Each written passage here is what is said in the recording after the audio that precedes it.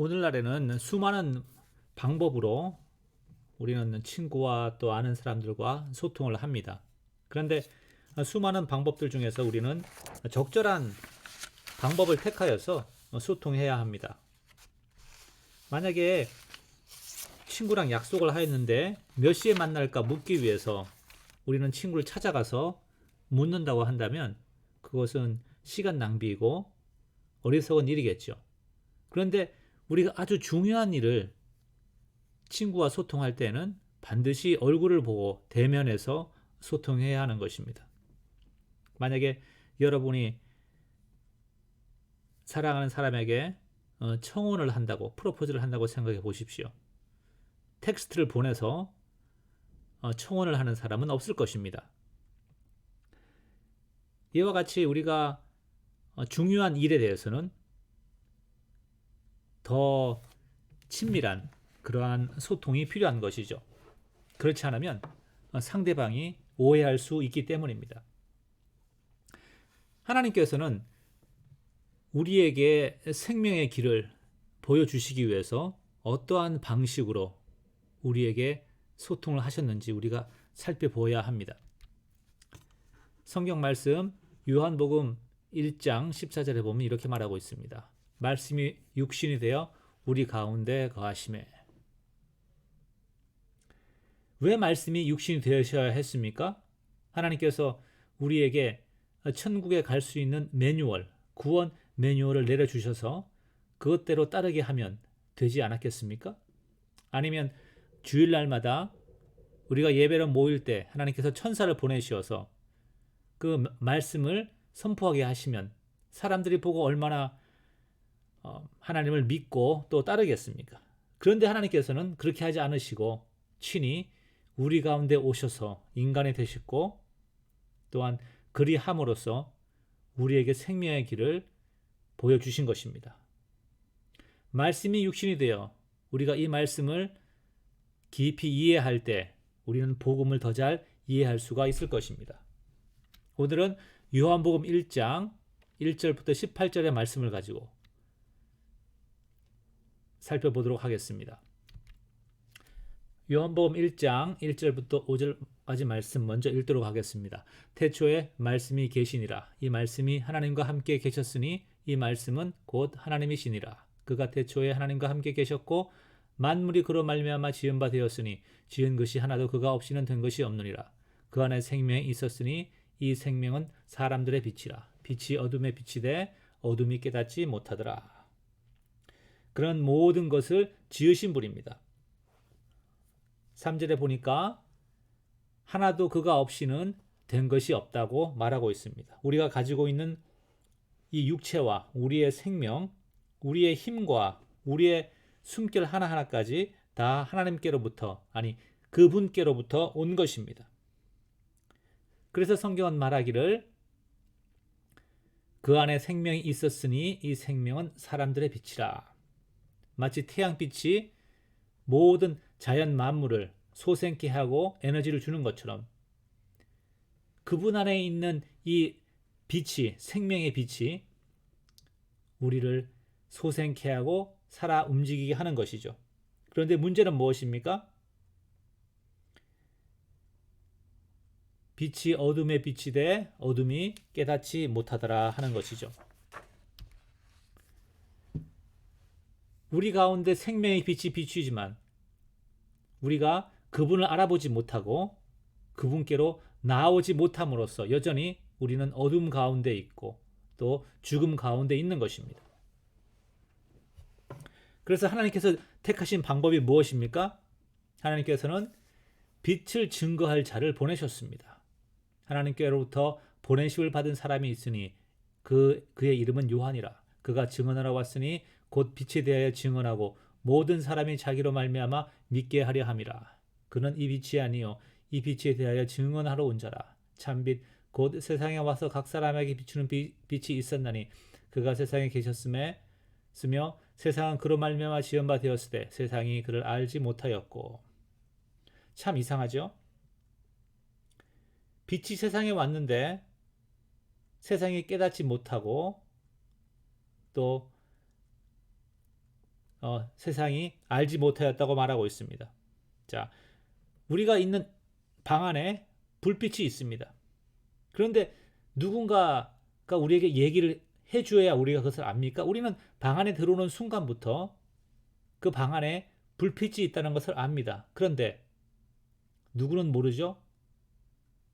네, 그렇죠.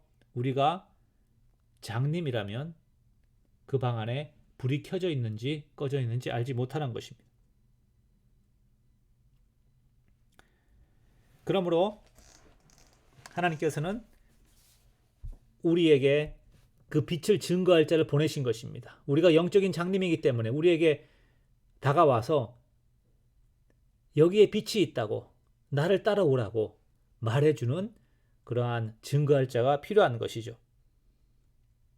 그래서 우리로 하여금 그 증언을 믿고 주님께로 나오게 하는 것이 바로 요한의 역할이었고, 또 그것이 장님된 우리를 구원하시는 하나님의 방법이었습니다.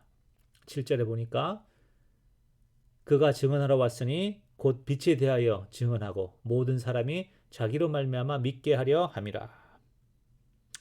우리가 요한의 증언을 믿고 또한 예수님의 제자들의 증언을 믿을 때 그 다음 과정은 무엇이겠습니까? 바로 예수님을 영접함으로 하나님의 자녀가 되는 것이죠. 자기 땅에 오매 자기 백성이 영접하지 아니하였으나 영접하는 자 곧 그 이름을 믿는 자들에게는 하나님의 자녀가 되는 권세를 주셨으니 이는 혈통으로나 육정으로나 사람의 뜻으로 나지 아니하고 오직 하나님께로부터 난 자들이니라. 우리가 제자들의 증언을 믿고 또 예수님을 영접해야 하지만 우리의 본성은 어떻습니까? 우리가 보지 못하고 경험하지 못한 것, 우리가 받아들이기 쉽지 않습니다. 또한 누군가가 우리의 삶의 주인이 되어야 한다는 사실에 대해서 우리는 거부합니다. 그래서 여러분이 복음을 믿고 예수님을 영접했다면 그것은 여러분의 믿음은 세상으로부터 온 것이 아니라 하나님께로부터 난 것이라고 성경은 말하고 있습니다. 여러분의 믿음이 하나님께로부터 말미암았기 때문에 여러분은 하나님의 자녀로 불릴 수가 있는 것이죠. 우리가 예수 그리스도를 믿고 내 삶의 주인으로 영접할 때 하나님께서는 우리에게 하나님의 영을, 성령을 부어주시는 것입니다. 그래서 우리가 하나님의 자녀가 되는 것이죠. 이렇게 하여 예수님을 영접하고 우리의 경험에서가 아니라 제자들의 증언, 성경 말씀을 믿고 예수님을 영접하면 바로 하나님을 경험하게 되는 것이죠. 자, 이것이 믿음의 신비인 것입니다. 우리가 제자들의 증언을 믿고 나아갈 때 우리도 똑같이 제자들이 경험하였던 하나님을, 예수님을 또한 경험하게 되는 것이죠. 말씀이 육신이 되어 우리 가운데 거하심에 우리가 그의 영광을 보니 아버지의 독생자의 영광이요 은혜와 진리가 충만하더라. 요한이 그에 대하여 증언하러 외쳐가로되 내가 전에 말하기를 내 뒤에 오시는 이가 나보다 앞선 것은 나보다 먼저 계심이라 한 것이 이 사람을 가리킴이라 하니라. 우리가 다 그의 충만한 데서 받으니 은혜 위에 은혜로라. 예수님은 이 땅에 오셔서 병자를 고치시고 약한 자를 위로하시고 귀신을 내어 쫓으시고 애통하는 자에게 겸손한 자에게 긍휼을 베푸시고 교만한 자에게 하나님의 심판을 말씀하셨습니다. 그리고 십자가에서 우리를 위해 그 삶을 내어주셨습니다. 이렇게 은혜라는 것은 말로 설명될 수 없는 것이고 경험으로만 이해하는 것이죠. 죄 용서의 은혜는 자기의 죄가 용서받을 때만 그 은혜가 얼마나 큰지 깨닫게 되는 것입니다. 그래서 예수님이 이렇게 말씀하셨죠. 와 보라, 와서 보라. 예수님의 첫 번째 제자 안드레, 그는 요한의 제자였습니다. 그런데 요한이 예수님을 보고 보라, 세상 죄를 지고 가는 어린 양이로다 라고 예수님을 증언하였을 때 그는 예수님의 제자가 되기를 원했습니다. 그래서 예수님께 갔을 때 예수님의 하신 말씀은 무엇입니까? 예수님은 그에게 하나님에 대해서 설명하거나 혹은 복음을 설명하지 않았습니다. 와 보라 이렇게 말씀하셨습니다. 그 말은 와서 나와 함께 거하자. 그리하면 내가 진리를 알 것이다. 이렇게 예수님의 제자들은 먼저 그 누군가의 증언을 듣고 믿었습니다. 다 이해할 수 없었지만 그들은 예수님을 따라가 보기로 하였습니다. 그들이 예수님께 오고 예수님과 함께 삶을 나누었을 때 그들은 은혜가 무엇인지 알게 되었고 또한 하나님을 만나게 된 것입니다. 이것이 바로 믿음이 실체가 되는 은혜인 것이죠. 그런데 바리새인들은 왜 복음을 깨닫지 못했습니까? 그들은 자기들이 생각한 하나님에 대한 그러한 이해를 고집하면서 예수님께 나오기를 거부한 것이죠.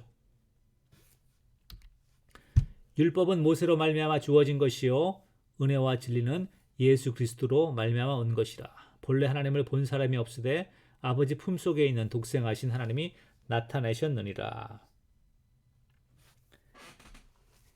예수님을 만나지 못하면 우리가 아무리 모세 율법을 잘 알고 성경을 잘 알아도 하나님을 알 수가 없습니다. 예수님을 만나지 못하면, 예수님을 통하지 않고서는 우리는 단지 모세 율법을 우리를 속박하는 그러한 쇠사슬로 이해를 할 것입니다. 그리고 하나님을 우리의 잘못을 우리가 잘못하나 아니면 잘하나 눈을 부릅뜨고 우리를 지키는 그러한 경찰관으로 오해할 것입니다. 그러나 우리가 예수님, 하나님께서 그 아들을 보내셔서 우리 죄를 위해 십자가에 죽게 하신 그것을 바라보게 된다면 우리는 하나님의 진심을 알 수 있게 됩니다. 하나님께서 우리에게 율법을 주신 그 목적이 우리를 속박하려는 것이 아니라 예수 그리스도와 성령의 때까지 우리를 보호하시려 한다는 사실을 깨닫게 될 것입니다. 그러므로 아직 예수님을 잘 모르겠습니까? 그러면 율법 안에서 기다리십시오. 그리고 예수님을 만나기 위해 주님께 날마다 나아가시기 바랍니다. 주님을 알기 전에는 우리는 하나님을 순수함과 기쁜 마음으로 사랑할 수가 없습니다. 단지 하나님이 무서워서 혹은 의무감으로만 섬길 뿐인 것이죠. 우리가 온 마음을 다해서 하나님을 전심으로 사랑하고 하나님을 섬기게 하는 것, 자유함 가운데 하나님께 나아오게 하는 것, 이것이 바로 예수님의 오신 목적인 것입니다. 우리를 향한 하나님의 사랑과 은혜를 나타내 보이기 위해서 하나님께서 친히 인간이 되셔서 우리로 하여금 그 은혜와 사랑을 경험하게 하신 것이죠. 말씀을 정리하겠습니다. 말씀이 육신이 되어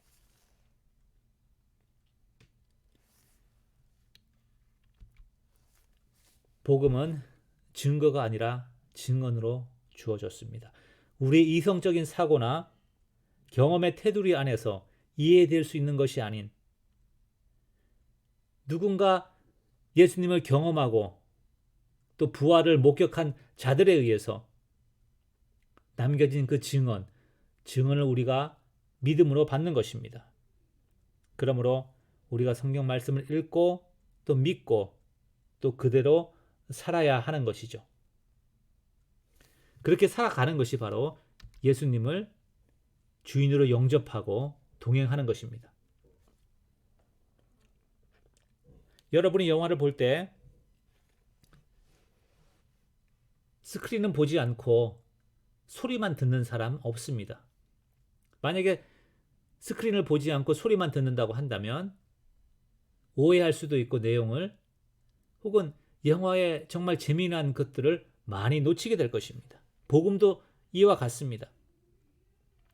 우리가 주님과 날마다 동행함이 없이 우리가 이성적으로만 복음을 알고 나아간다면 아마도 복음에서 말하는 그러한 놀라운 복들, 하나님의 복들을 많이 놓치고 경험할 수 없게 될 것입니다.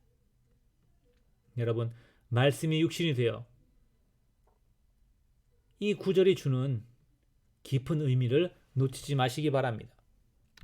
그리함으로 우리는 하나님을 경험하게 될 것입니다.